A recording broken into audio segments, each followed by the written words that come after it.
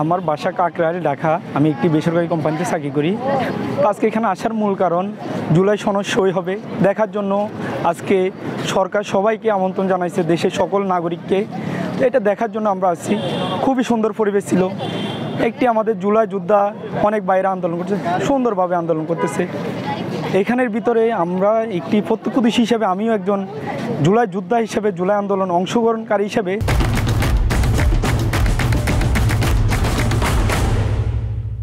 আমি এখানে ছিলাম। আসার পরে একটা সুন্দরভাবে প্রশাসন সবাইকে সুন্দরভাবে বুঝে চলে যাওয়ার জন্য অনেকে ভিতরে ঢুকে বিশৃঙ্খলা সৃষ্টি করতেছে। বাইরে থেকে কিছু দুষ্কৃতিকারী বিশৃঙ্খলা সৃষ্টি করতেছে। তাদের কারণে আজকে এই জুলাই সনদের অনুষ্ঠানটা আজকে বিশৃঙ্খলা সৃষ্টি হয়েছে আমি মনে করি। এগুলা জুলাই আন্দোলনের সাথে যারা বিশৃঙ্খলা করছে তারা জড়িত আছে কিনা আমার সন্দেহ হয়। কিছু এগুলা ছাত্রলীগের কিছু ক্যাডাররা এখানে থাকতে পারে আমার মনে হয়, আমি জানি না, প্রশাসন যাচাই করে দেখতে পারে। আমি মনে করি এত একটি সুন্দর অনুষ্ঠানকে বিশৃঙ্খলা করা কোনোভাবে কাম্য হয় না। সরকার সকল রাজনৈতিক দলের সাথে আলোচনা করে আজকে একটা ডেট দিয়ে এই অনুষ্ঠানটা করতেছে। সবাইকে মেনে নেওয়া দরকার, এটা পড়া দরকার। অনেকে আজকে এখানে 5 দফা দাবি করতেছে। এই দাবিগুলো কি অনেকে জানে না। আপনি জানেন না যে দাবি, এই দাবি কেন করবেন? আপনি বলে জুলাই যোদ্ধা, তো আপনি জুলাই কী দাবি এটা আপনি জানেন না, তো এখানে আপনি কেন আসছেন? আমি মনে করি আপনি যে দাবির খবর আপনি নিজে জানেন না 5 দফা কী, আমি মনে করি ওই দাবি উত্থাপন করা কোনোভাবে কাম্য না। এখানে কয়েকটা ছিলাম, এখানে গেটে অনেকে বিশৃঙ্খল, আমার মনে হয় 10 থেকে 12টা বিশৃঙ্খল ছেলে ছিল, বেশি নয়। এখানে সবাই কেউ এখানে বিশৃঙ্খলা, 10 থেকে 12 জন লোক এখানে বিশৃঙ্খলা সৃষ্টি করছে। প্রশাসন ভিতরে অনেকে চেয়ার টেবিল পুরারুই করতেছে, তাদেরকে এই কারণে বাইর করে দিচ্ছে।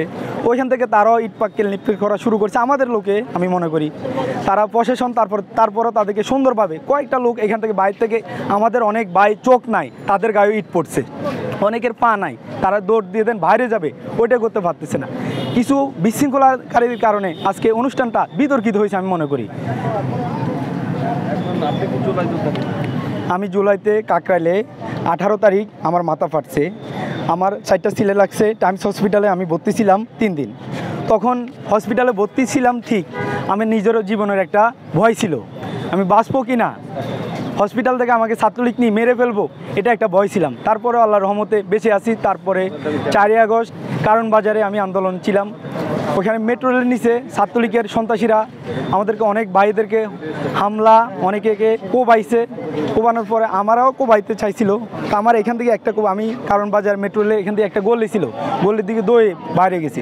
তারপরে আমরা জুলাইতে ছিলাম আন্দোলন। আমি মনে করি সবাই এই আন্দোলন, বাংলাদেশের সকল মানুষের অবদান আছে, হিন্দু মুসলিম মাদ্রাসা ছাত্র স্কুল কলেজ সবার অবদান আছে।